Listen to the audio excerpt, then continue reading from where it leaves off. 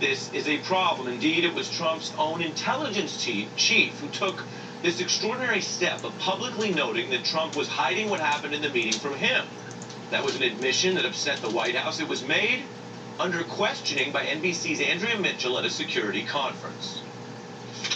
In Helsinki, the president was alone with Vladimir Putin for 2 hours, more than 2 hours, with only translators.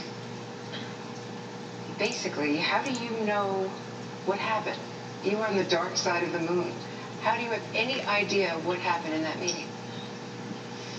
Well, you're right. I don't know what happened in that meeting. If he had asked me how that ought to be conducted, I would have suggested a different way. But that's not my role. That's not my job. So it is what it is. Is there a risk that Vladimir Putin could have recorded it? That risk is always there. People who run intelligence... Probably should have let him finish that sentence. I apologize, Mr. Ari Melber.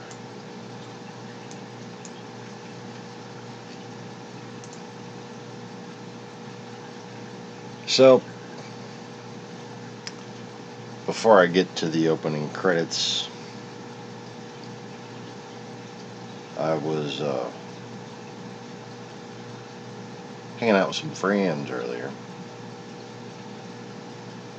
and started to get a song in my head, and I started to have a little vision of an ancient mystery that pertained to a question of what the hell was that when we were watching Final Fantasy that I had one of my kids playing for us.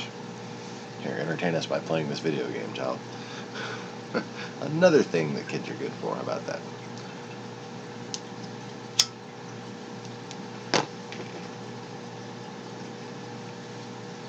And then I began to hear these things.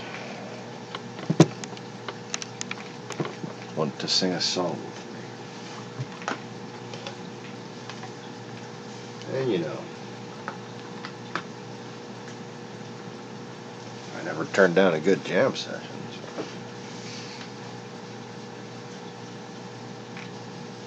So I wrote down the song for you, or at least a verse of it. Vendrufel gleam vid finten eir, bastardu comet Wolkenspire, Jahalos pare gilmet eir, nair, excuse me, Vit volkos rund mot skjuter där.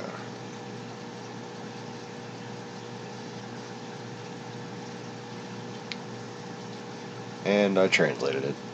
Took a little while. So, Vindrufel gleam vid finter eir, dread of light and delight and rage, Bastardu comet Wolkenspire, from realms in which your family's ashes are piled high. Jaharos pare gimdet nair, our spirits take the place in the starry skies above. Vit volkos runt mot skjuter där,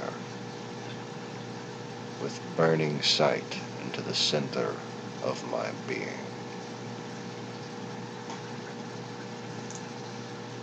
Welcome to the Last Begotten channel.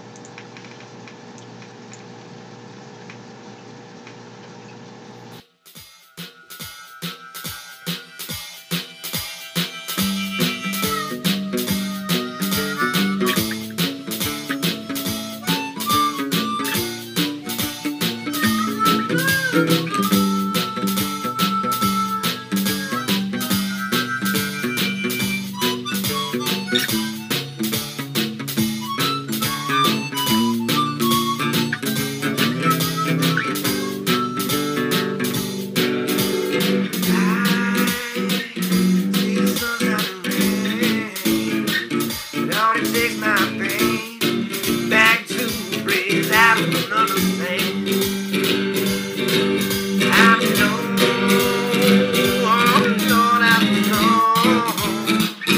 yes, in my heart, and baby, down in my soul. You, baby, you can't take it no more. No, I know I'm walking out that door the way you treated me too many times before.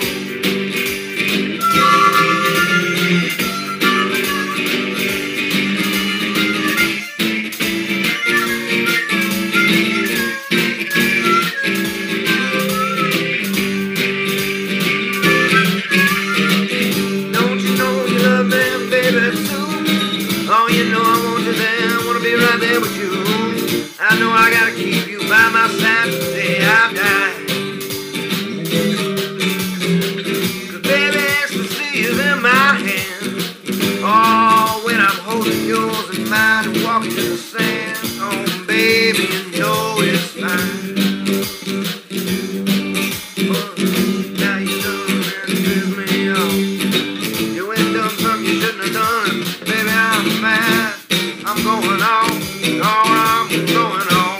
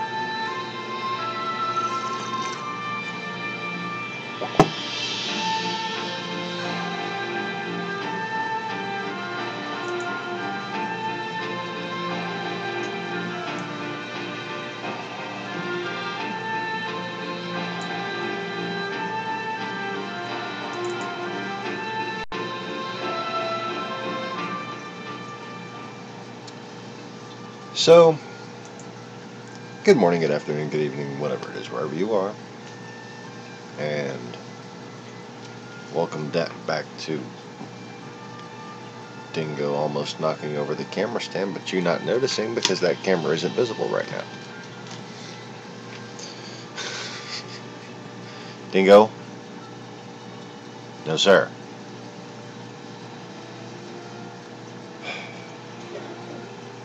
I guess he just wanted to lean into that. It looked comfy. But anyways, welcome back to the actual Lost Begotten's private little corner of the internet. The invisible place where I'm just left to go crazy with me and my friends.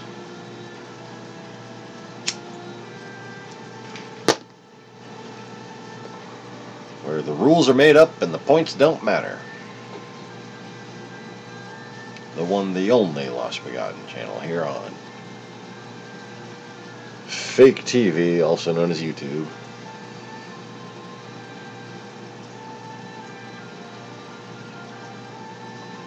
It's been an interesting day for me. And a bit of this story seemed to kind of come into place. Obviously, the plan for the day was to do Genesis chapter 4. Cain slays Abel. I thought I might do something different. Put Abel and Cain instead of putting the asshole's name first. You know, like when it's a business, like the asshole like really wants to get his name first. Yeah. Should probably kind of show you who's in charge of this translation we got here. Or who let us have it.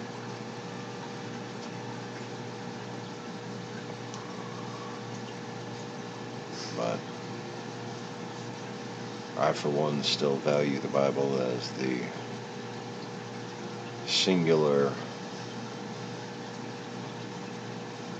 guide sent by God. Not his infallible word, but certainly his word in living form.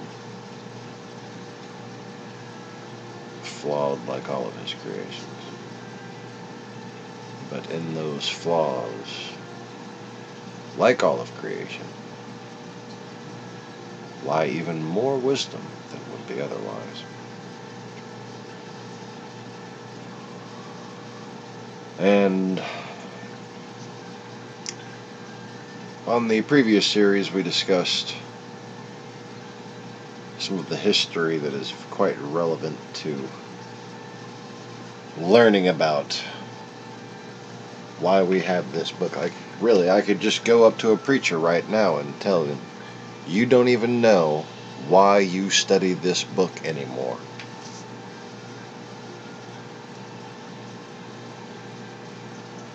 You want to talk about lukewarmness? I don't even see lukewarmness. What I see is the blind leading the blind off of a cliff.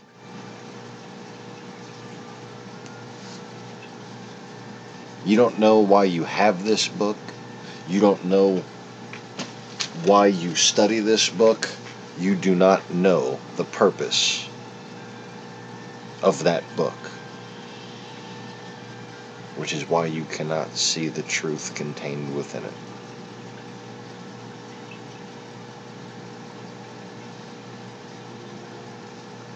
You speculate in lofty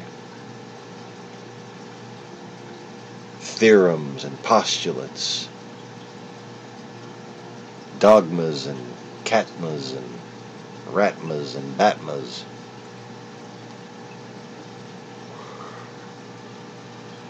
And it's a fantasy story like angels and demons and prophets. Oh my!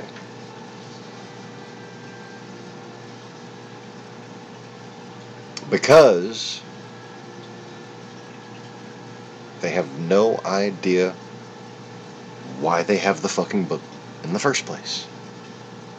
Why is it so messed up in the first place? There's clues right there in the beginning chapter. what was it, chapter 2 maybe? Beginning chapters. The first book of the Bible, Genesis. Right as soon as you start reading it, you come across something that does not make sense. Everything sounds very generally termed and specific in certain places that makes it sound very scientifically plausible, and then there's a rib.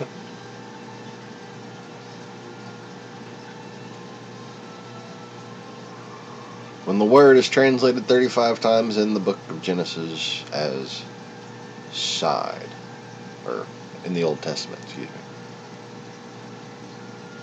nowhere else is that same word translated rib. It's nonsense. It's chauvinism. And in the first few chapters of Genesis, you learn about the whole construct of reality and the very origin of sin becomes a deceiver who wants to basically spoil the relationship between God and man and woman. And God responds by giving us the same not taking us from immortality to mortality as if it's a bad thing, but it's because it's his plan.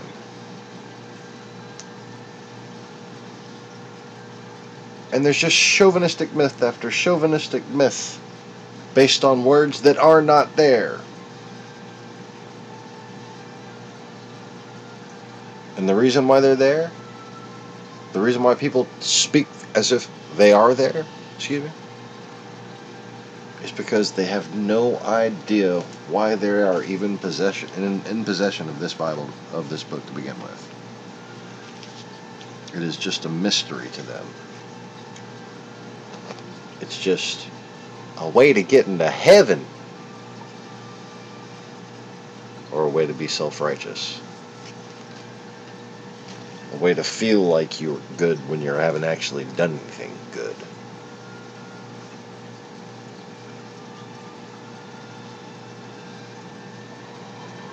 Because in a world like this, to do good is to sacrifice. If you want to know when you've done enough good, that's when you've actually sacrificed. And I don't just mean sacrificing something that you want. Oh, I'm not going to go on my third vacation this year. I mean putting it all on the line for a good cause. And I ain't talking about my cause. I'm talking about your cause.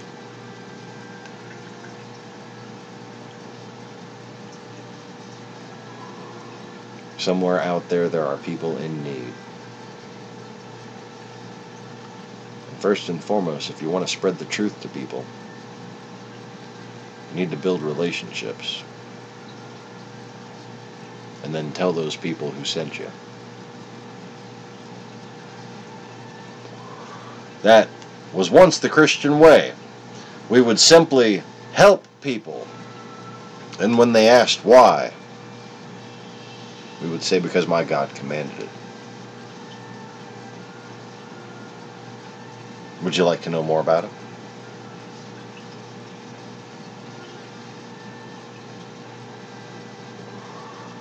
And then those people would learn that God commanded them to help others. And you see, it would, be like a thing. And then the horde came. And you forgot about that. And that's why you have this book. And it still mentions that. But it mentions a lot of other confusing things. Seemingly confusing things. And it's just cryptic enough to where you've slowly forgotten how to teach from it.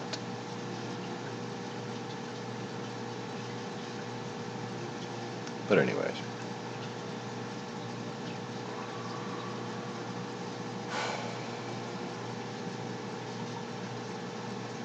today we're not going to be going into much of a lesson on that history. Just wanted to give cause of why people should watch the very long historical series before they watch these very long videos on individual chapters of Genesis. And welcome, Mr. Conway. Didn't see you there.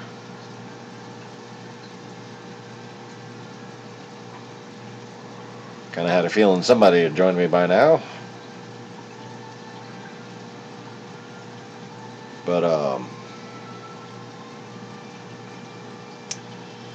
so today I just want to tell the story of what seemed like it just keeps seeming to be the topics of the day wind up relevant to the Bible lesson of the day. And you know, that's always how I've known I was at a good church, you know, like when you go there on Sunday and the preacher's talking about just what you've been fucking going through, that's when you know you're at the right church. And I've been feeling kind of like I've had that vibe the past few broadcasts, and today I got there in a really roundabout way again. But something very mysterious and serious started unfolding as I began to answer a friend's question. My friends Fred and Christina came over. They own a reptile, a pet store basically, or are part owners of a pet store. And they saw my video about the pump going out, and they said, we're coming over tomorrow with a pump. They brought 2. Now I have a backup. Just a little Fluval CP2. I ain't trying to spend $100 on something that's gonna break if I don't need it, and it doesn't seem like I need it. I got at least the one wave pump going in each tank, disrupting the flow, and it seems to be working okay. And having a backup Fluval CV2 does seem kind of redundant, though, because I think the only way you can actually break one of these Fluval wave makers is to rig them up to an alternating pattern thing like I had them, to where it's clunking on and off like I had mine. Fluval is Hagen. Hagen I've been using for ever, and the only stuff I've ever had break was a single impeller that I broke with a pin trying to get it to move. The only thing that ever broke was something I broke. In 30 years, I have lost those filters and pumps. I threw one away just because I got tired of cleaning it. I just had it so long, I just threw it away because, like, I just was in a bad mood, and I thought it was broken, kinda. And then I realized, you know, all I probably needed to do was get in there with a fucking pair of vice grips and unseize the impeller and just clean the damn thing out, and it probably would have worked again for another fucking 5 years. But I think, you know, that the 10 years that I ran it was you know, enough to be worth the investment, I suppose. I mean, that sucker was frozen up good, but like after the day after I threw it away and the trash came and everything, I'm like, oh, I probably could have fixed it. I probably could have just, you know, after I learned how weak the impeller blades were, I learned how to unclog the damn things. They don't clog easy, too. I mean, I run them ragged. I abuse.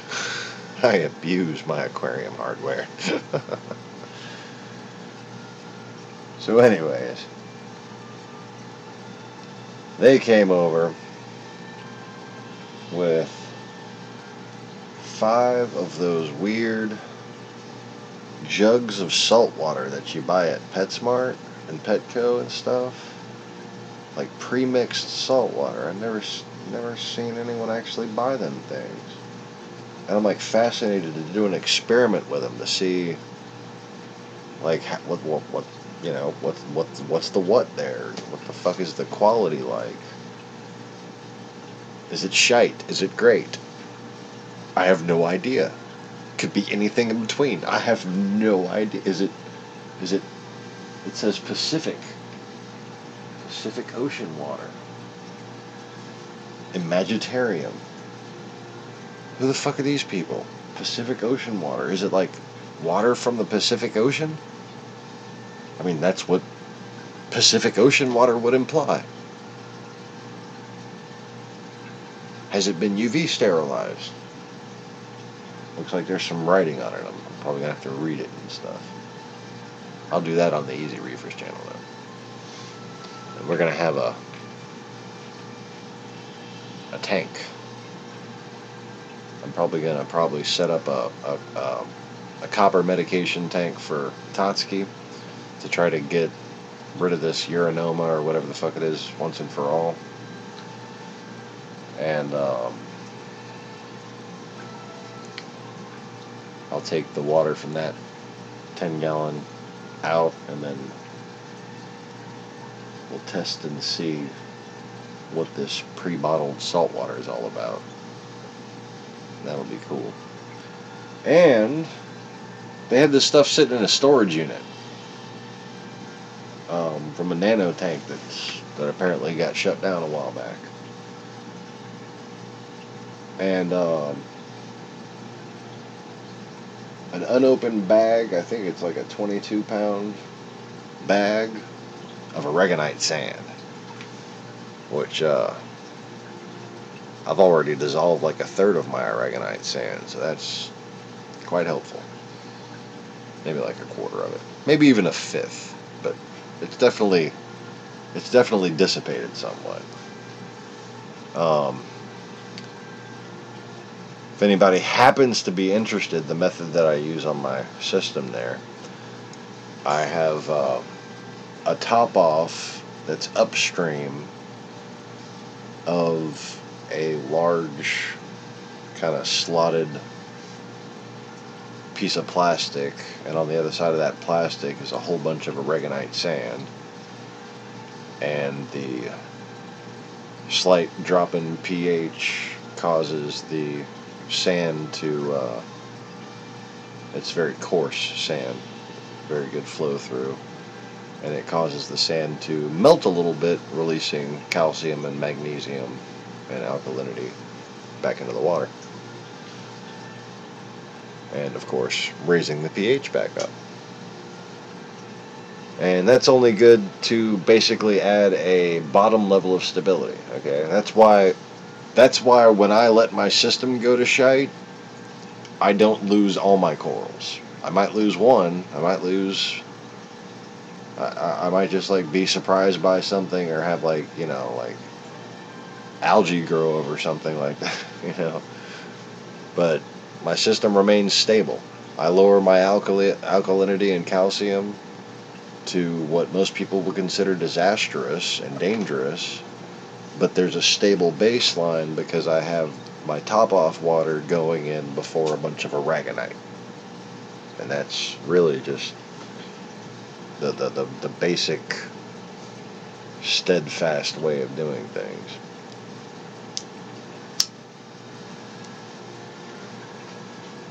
Of all the ways, both in theory and in practice, that I've tried or researched,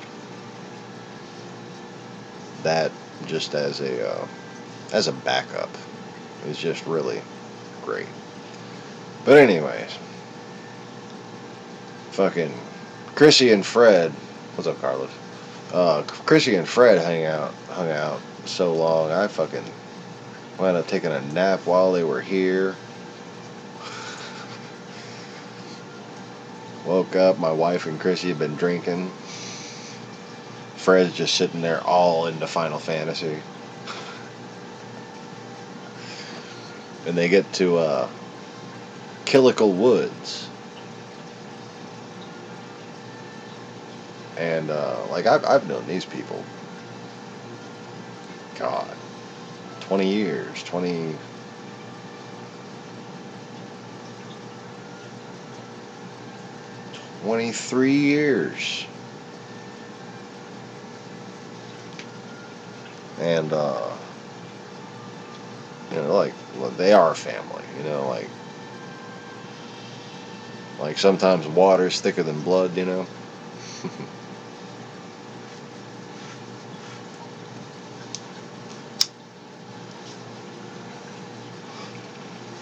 So my kids playing, they're kind of taking turns playing. And they get to Killica Woods, where they got that, the elemental shows up for the first time.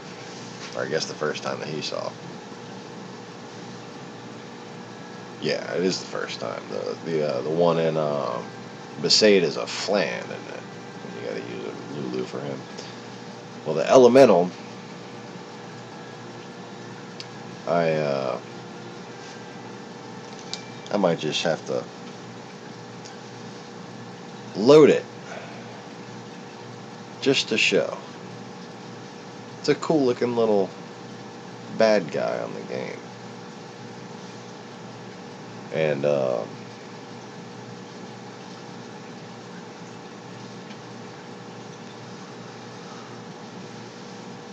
you know, I didn't even think for a second to explain within terms of the game. Fred goes, "What the hell is that?"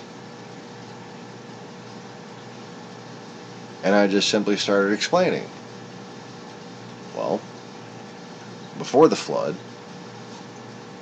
when a deceased spirit wanted to regain physical form but forego the continuing process of reincarnation, they found a way to become a single element, and all they could be from that point on was that element. And they would become an elemental.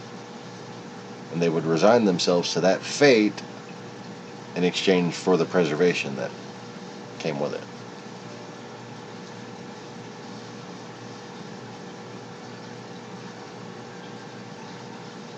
And that's why, you know, being as inspired as it is, Final Fantasy shows an elemental as being something like an orb, because that's really what it is. It's a very orb-like entity that that's always based on like a hollow spirit from Bleach, kind of an attached wandering spirit that can't let go. And it's for that reason that it becomes the elemental, instead of wanting to move on.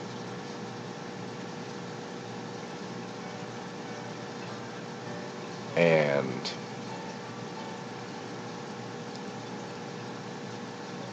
you know, that's when I started thinking about the song, because I think that's when I started thinking the last time I was teaching that lesson was so long ago.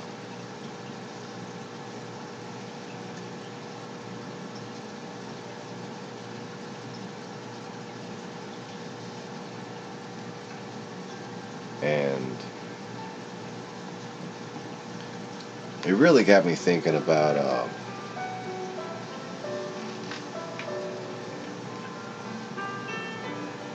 like a realization. Like I felt like it's weird when you're reincarnated and trying to figure out the mystery of mankind that's trying to destroy us all and stuff, and you have like a feeling that you're onto something, kind of the way a detective would when they're onto a hunch.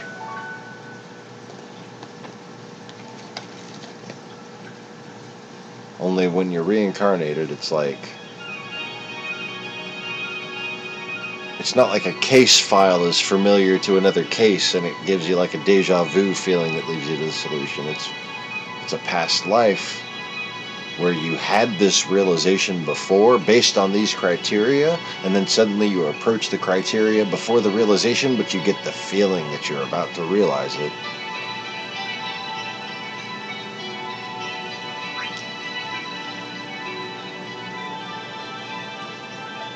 And I sure did. This is not just a side rule of reality. It's one of the bases of it.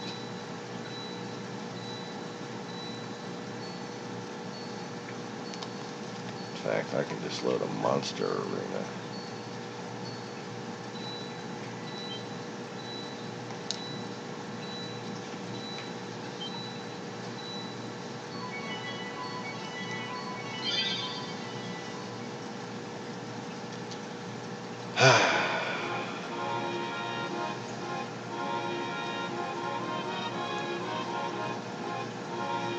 Oh, the story that one realization tells. And yes, that's still the realization. Just the realization.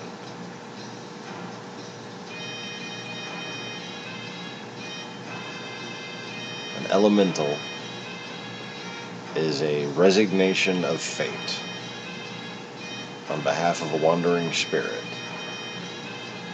to return to this plane of existence, to the earthen plane of existence.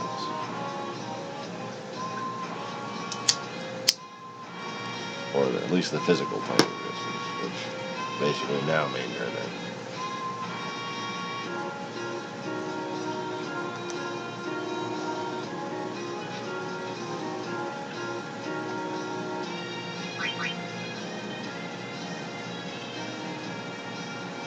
Well, let's see here.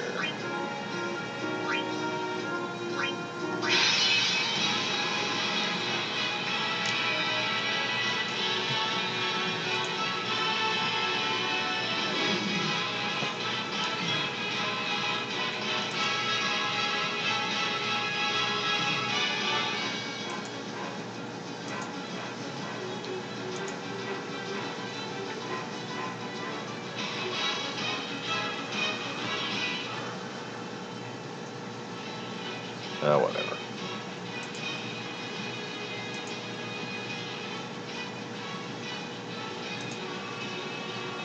So I just, just in case somebody didn't know what I was talking about, I wanted to make sure I got an example up there. And actually quite a good example for where the story is going to take us.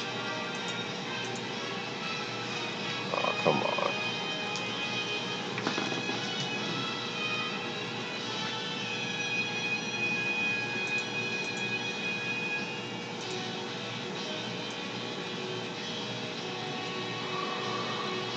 So this guy here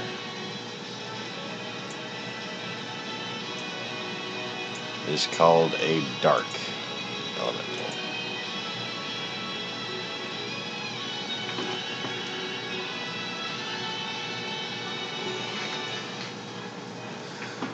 I guess that's not really helpful.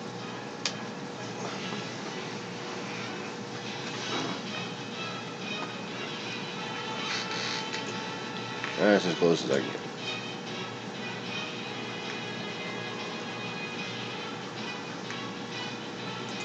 So,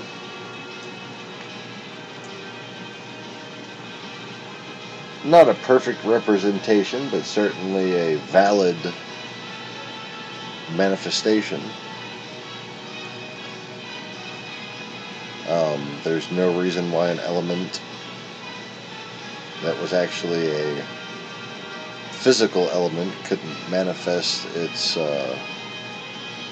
being in those shapes, and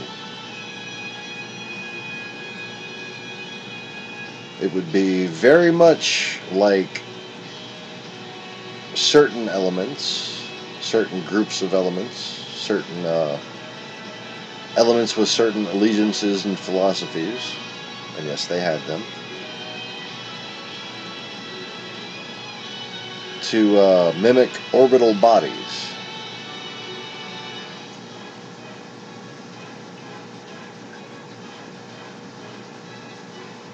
That's certainly not necessarily always the case, even though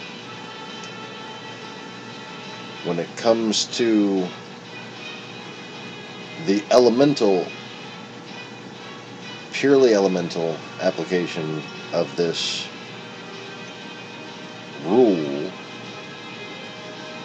programming rule, basically, of reality,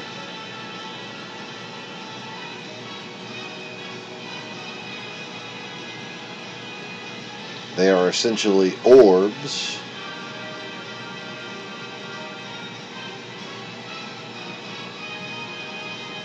both losing their shape and refusing to effectively manifest before taking an elemental form. So in ancient times, I mean,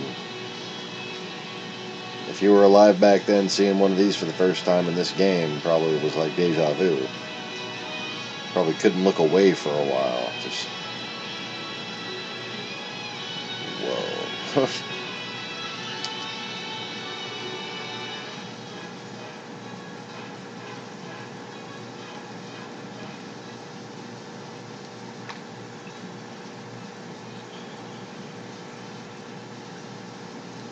So anyways, the dark elemental. That one right there is a Negel elemental, which is just a dark elemental that's got a ridiculous amount of HP.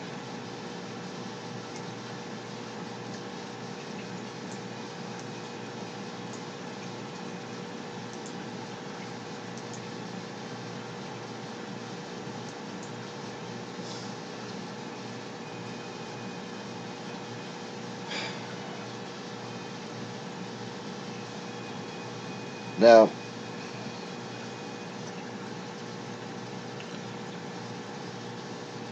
in a lot of studies of ancient history,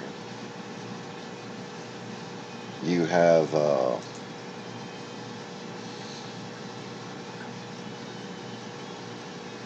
different ancient cultures that worshipped elements, or what they said were elementals.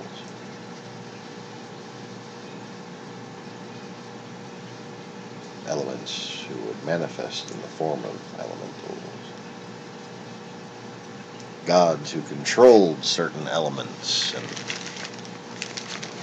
variations on that whole theme right there. Earth, fire, wind, water.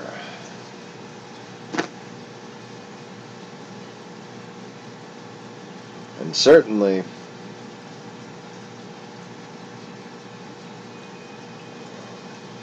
even Christian scholars have taken note of the fire worshippers, at least what is left of them. Even though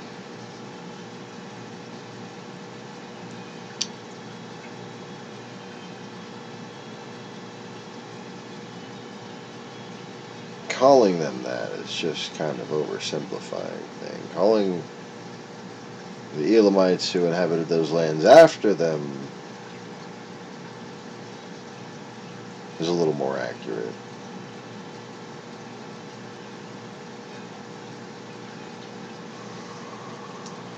Amorites, Jebusites.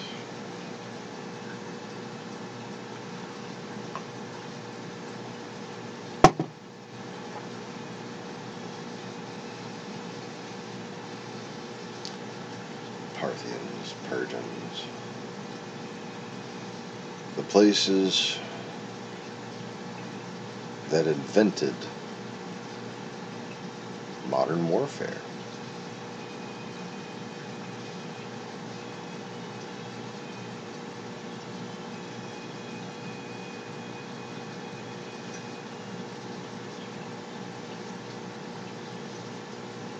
Now, while we didn't get, in Europe, much gunpowder-based weaponry until the 1500s,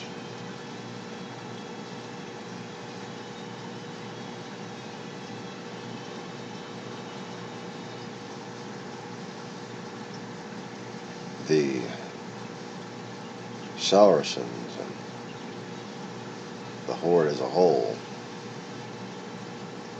had employed it for generations.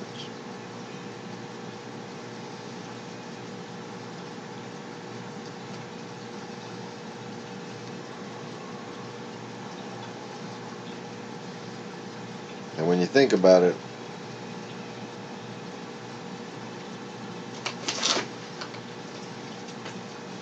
all it really takes to invent a projectile weapon is for someone to see an explosion happen, either man-made or natural.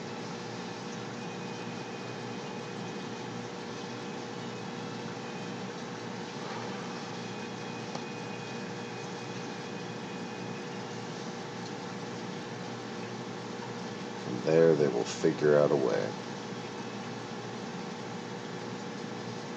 Within a lifetime. Easily.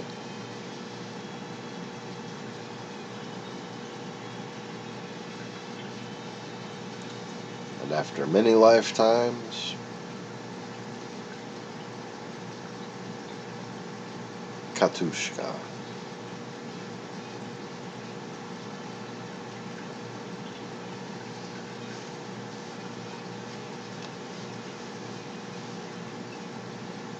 Now, the spirit of the elementals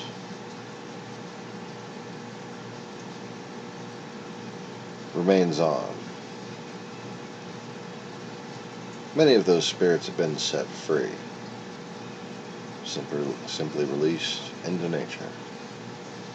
Their physical forms no longer apply because that world was washed away with the flood.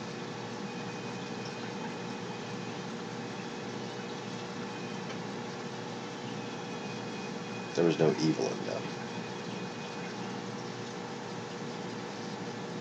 Only regret.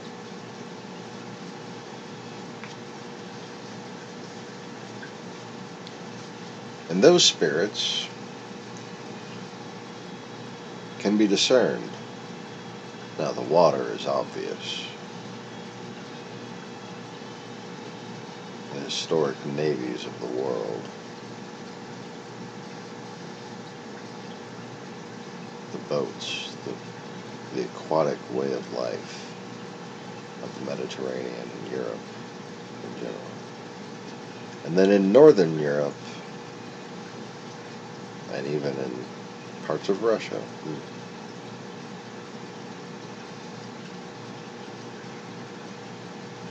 they have had wind power, windmills.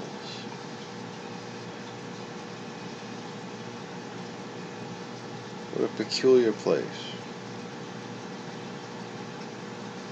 I mean, yeah, lots of wind, I suppose. And of course, there is more wind in the north.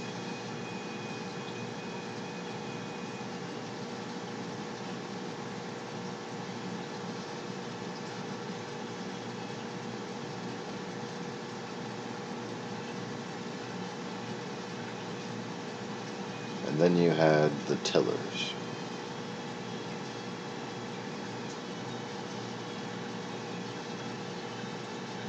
And the shepherds. And the huntsmen.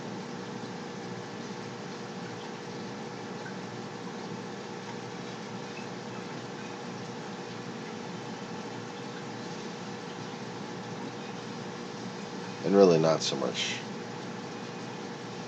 tillers as terracers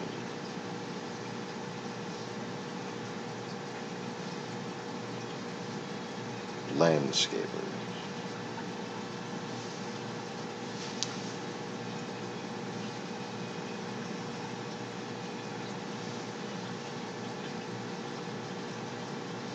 And while those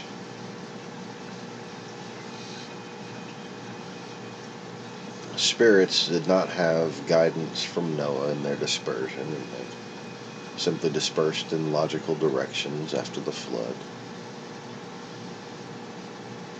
you can see their effects. You can see their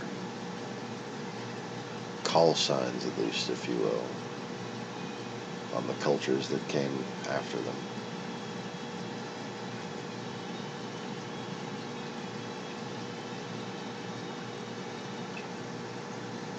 And it was when the Mediterraneans sailed, they typically used oars.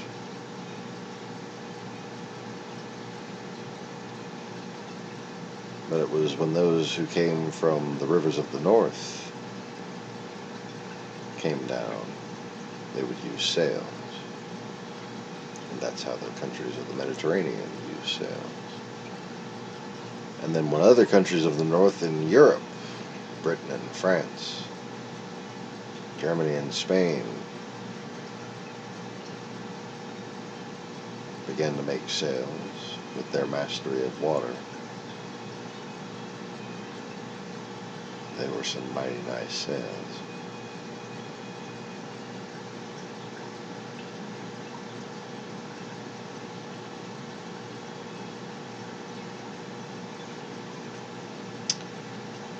And now the situation between the fire and water, that's become complicated after the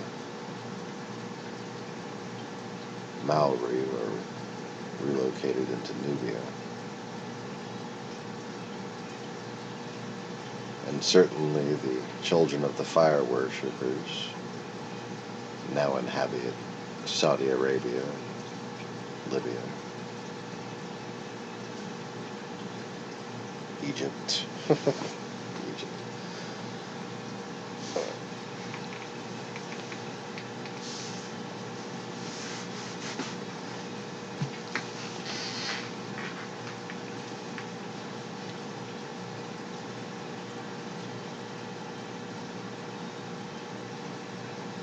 But you can see how, unlike the tribes of men, who were made to disperse in a manner in which they would not conflict, these dispersed in a natural manner. They had no quarrel with each other, but they did the natural thing and sought kinship with each other.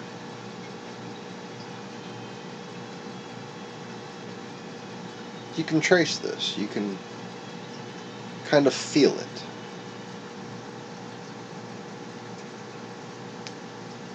But those aren't all the elements.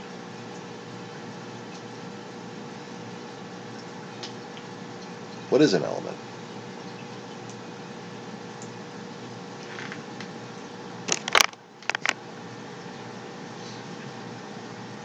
Gold, silver, sapphire, garnet, amethyst, titanium, platinum, plasma, space. Now, space isn't an element, it's the final frontier. Sorry. But, yeah, it's an element. Could be.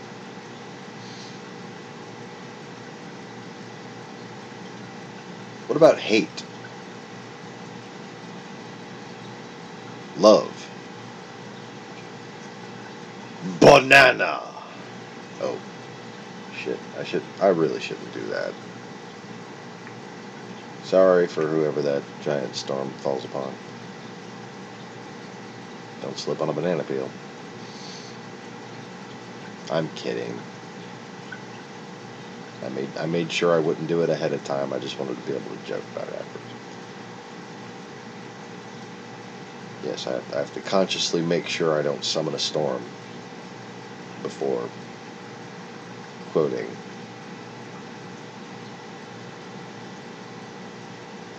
What was that? Minions or Despicable Me 2? I don't even remember. Was it Minions? Minions? Yeah, maybe.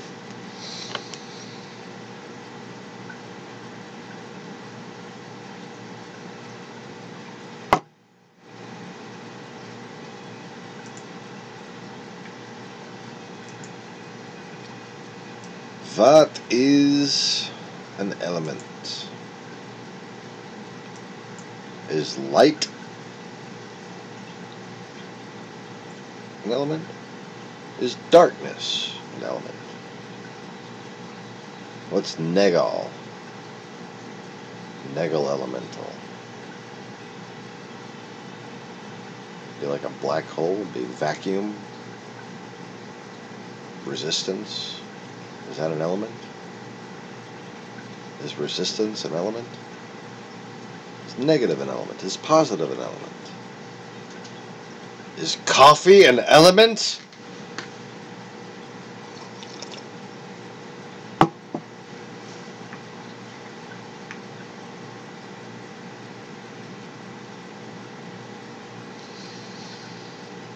I don't know if I ever met an elemental named Coffee, but I imagine he'd be rather hyper.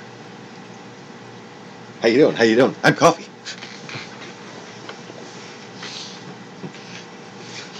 I don't have the energy to do like an impersonation of a hyper person. I'm sure you're all imagining it much more effectively than I could do it.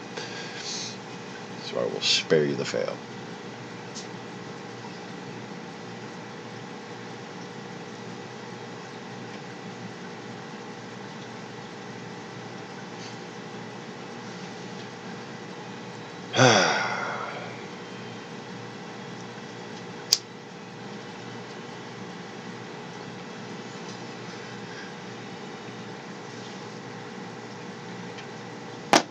So what's the difference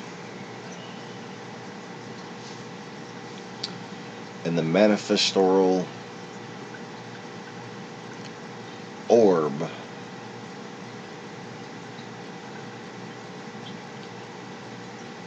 reference between a simple dead wandering spirit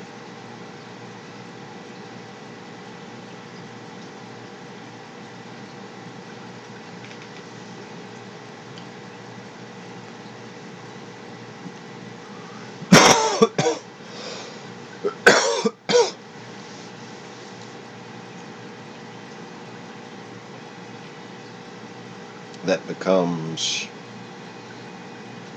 a base element? Okay, literally like a periodic table, like a molecule, like something that it can understand from science class. Okay.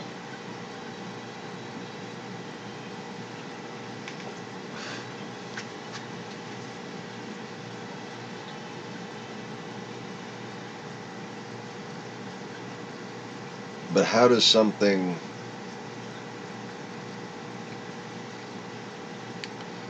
like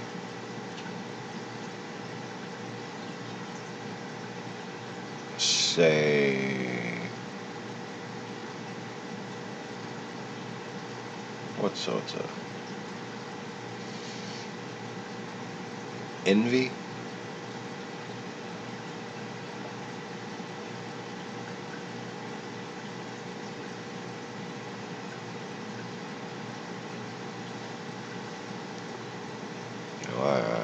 I have trouble naming lesser sins because they all boil down to different things to me.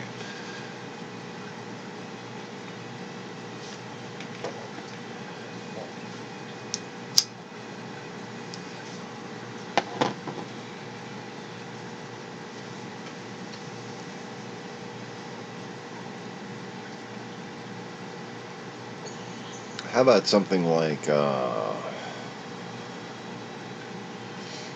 pride? There's a good one. An idea. How would an idea manifest in elemental form?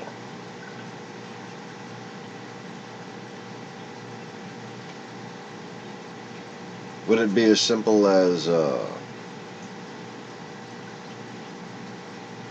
star, perhaps?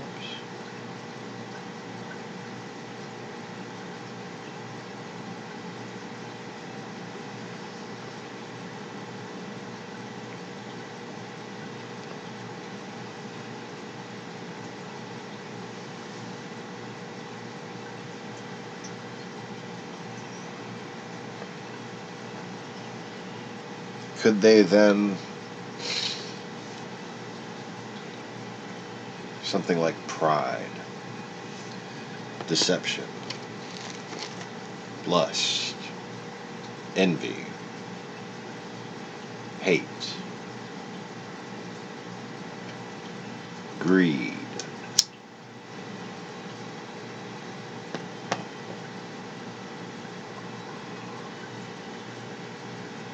could those things, if you apply the same rule, they regret what they did, and when they die,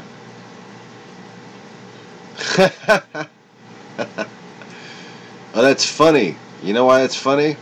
Because it doesn't look like there's anybody watching. So you surprised me. What about the element of surprise? I mean, that's fucking rich.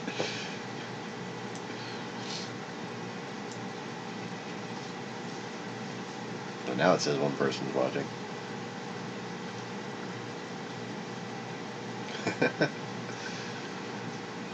So,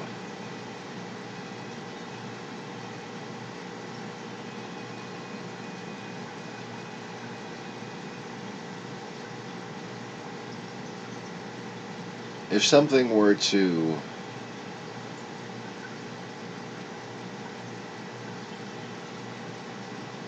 be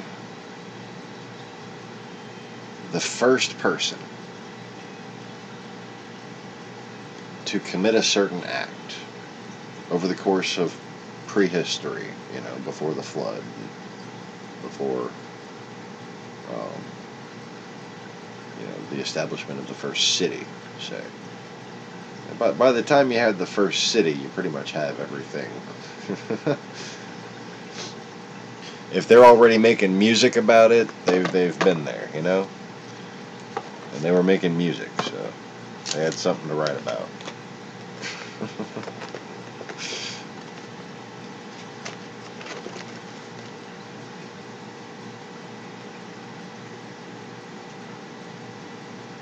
If surprise,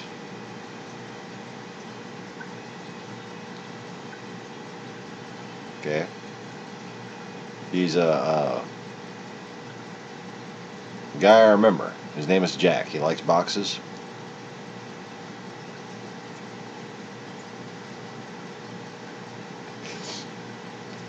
His cousin's name was Cheesy Jokes. Wait.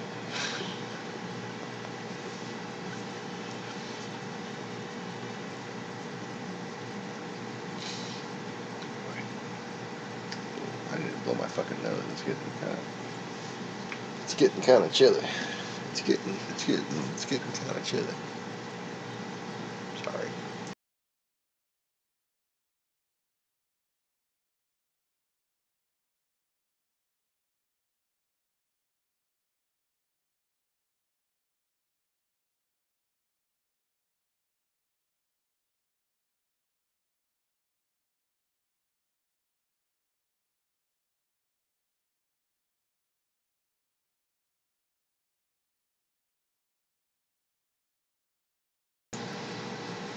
Okay. Not quite prancing through fucking summer fields or anything, but a little bit better.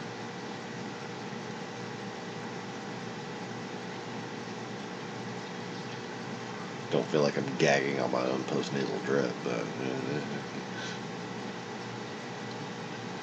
so anyways, what would let's go with surprise, because I don't want to kill anybody just by talking about them dying. Because, you know, I'm fucking powerful and shit. I don't want to be like, damn it, shouldn't have talked about that on a live stream. Yeah.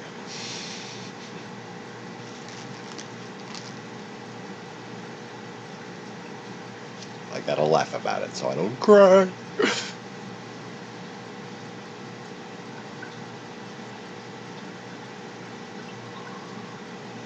So, in the city of Enoch, there was a guy named Surprise.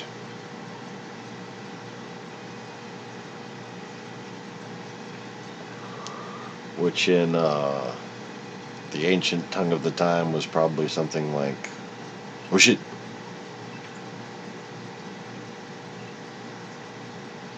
No, let's just call him Surprise.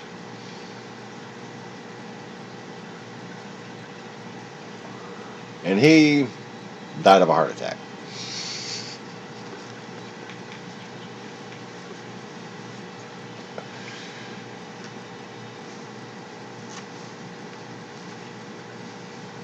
He didn't do anything wrong. He died in unfortunate circumstances. God felt bad. It had to happen because there had to be surprise.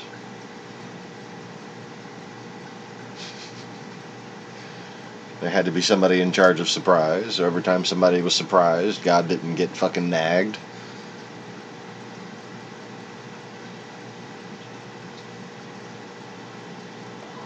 There had to be somebody in charge of random surprises so that God could be surprised. Think about that. Do you deny God the pleasure of being surprised? Don't think you know better than me.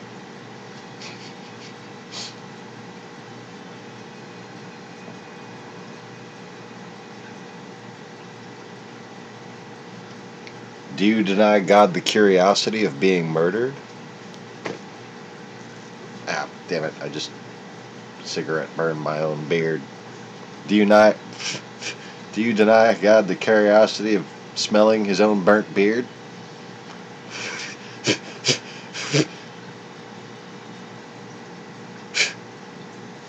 Okay.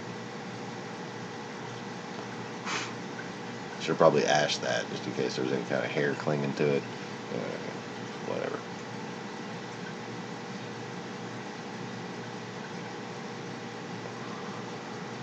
So, a guy named Surprise, back in the ancient city of Enoch. And,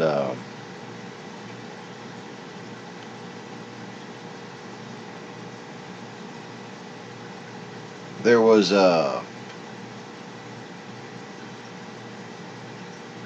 birthdays. Birthdays aren't really an element. They're a thing. You know, they're actual things. So you don't have to worry about them becoming elemental. But birthdays, maybe.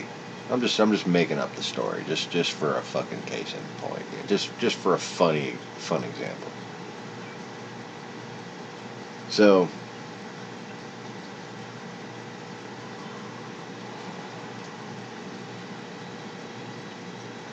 birthdays were a new thing in the city of Enoch. And there was this one guy who really liked parties. And he, you know, just a man of the town. Very little could impress him. If you wanted to throw a party, it had to be something special.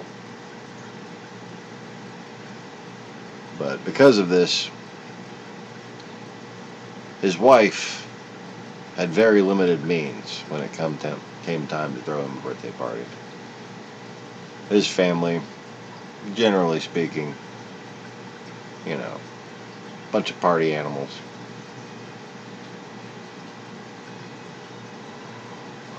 They just like to play music and drink wine.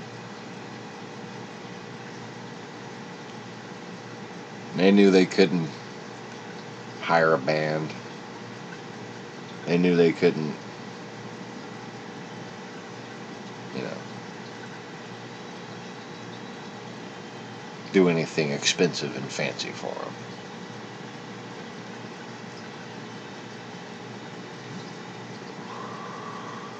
So they threw the world's first surprise party.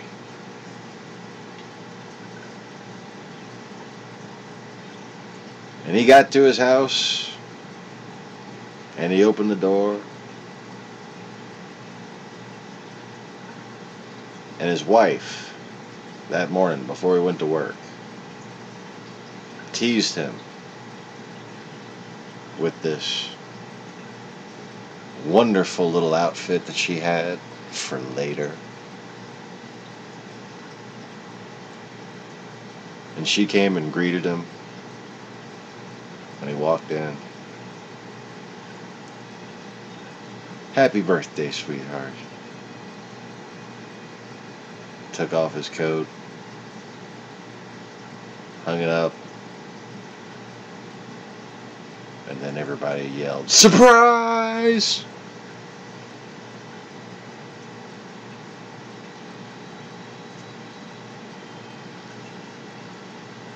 And he died of a heart attack right there. And he became the woeful element. The attached spirit that could not let go.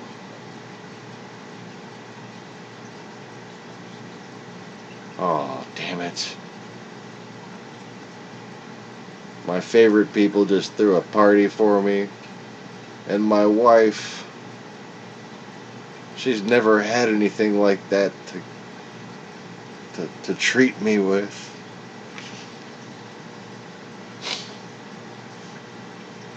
And now I'm dead.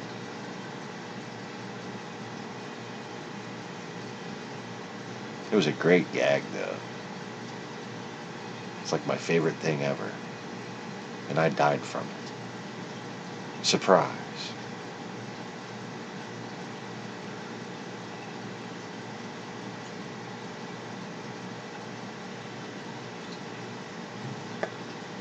Oh, the irony.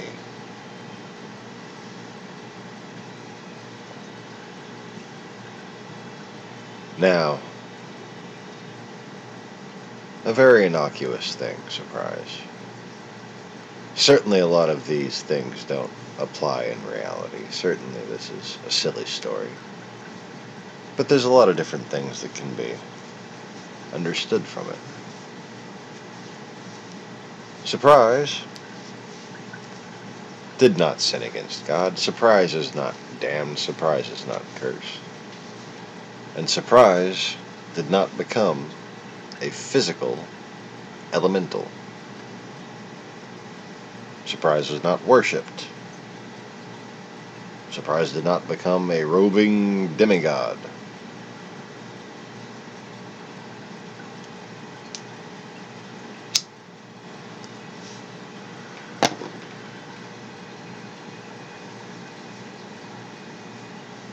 I get the feeling that understanding this is going to lead us to a clear, explainable methodology for comprehensively understanding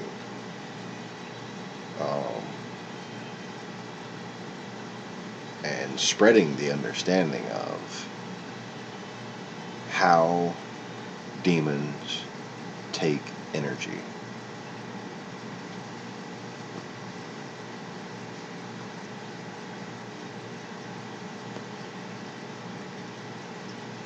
Now,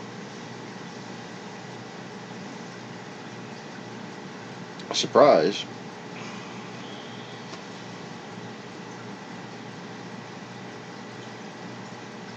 you know,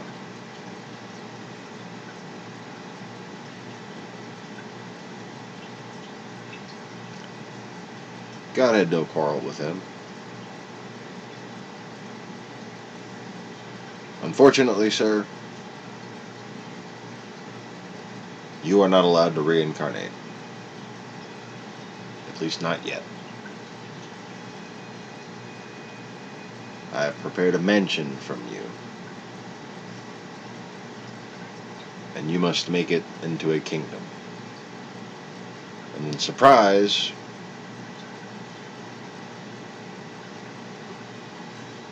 became a supernova, became a star, became a galaxy.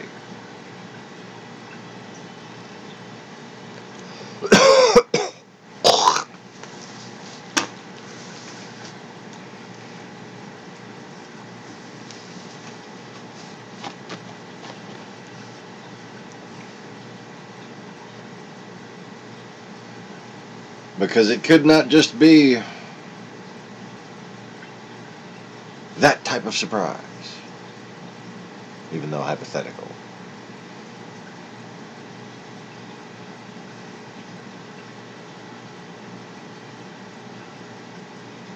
There's many different types of surprise. There's many different permutations of surprises.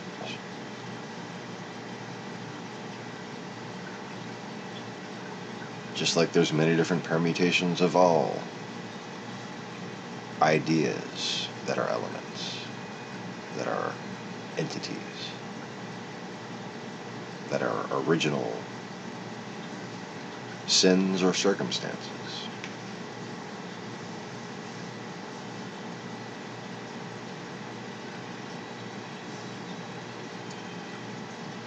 So, surprise, Jack was his name. I'm gonna put you up there in a little box, and I'm gonna start cranking the lever on it. And no.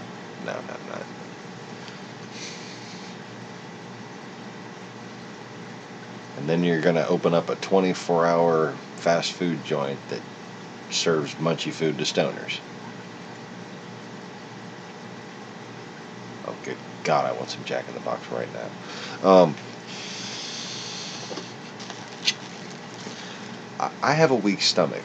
I enjoy breakfast food 24/7. It's just that simple.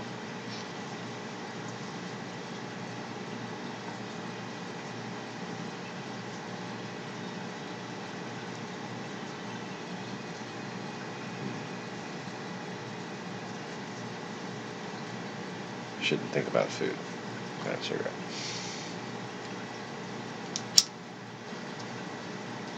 Cigarettes are free at this point.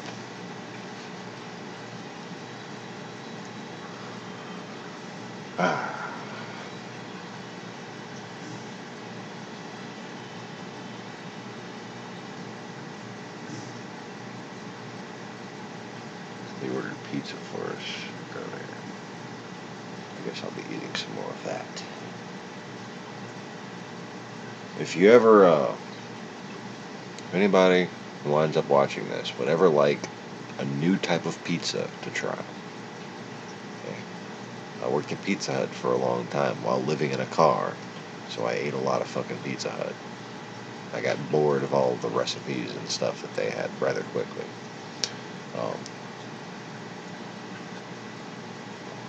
So I used to try different combinations and concoctions when I would take cooking shifts. And as far as with Pizza Hut ingredients, barbecue sauce on a stuffed crust with chicken, bacon, pineapple, and red onions. Mwah.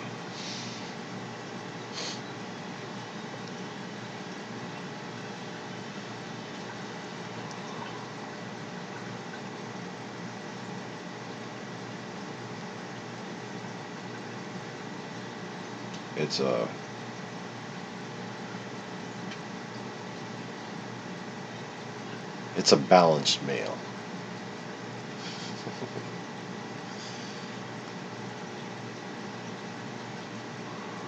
Anyways, damn it, I'm hungry still.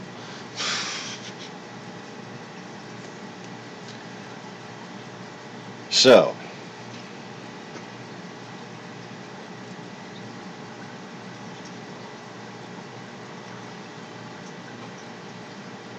oh, nice.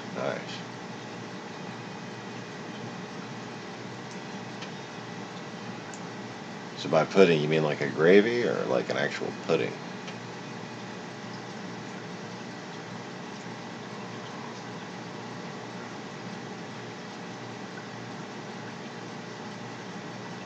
I miss having fucking breakfast.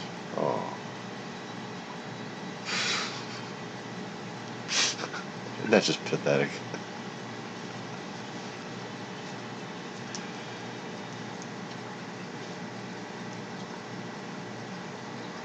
Here in the South, the trademark Louisiana breakfast food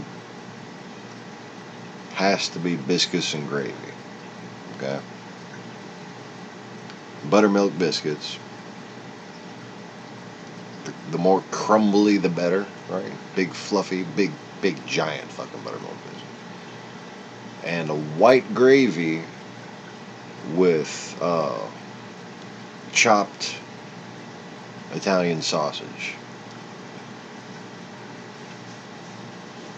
And a lot of times you'll find them make the gravy based with a roux. And oh, you will eat yourself fucking stupid.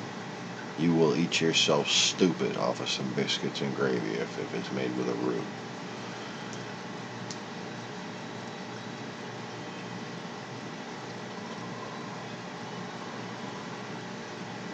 Oatmeal mixed with spices and dried pig's blood.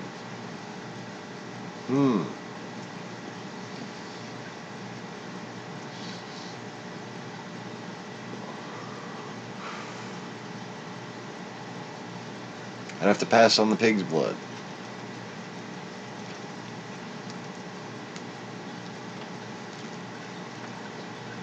But, yeah. To each their own, I suppose.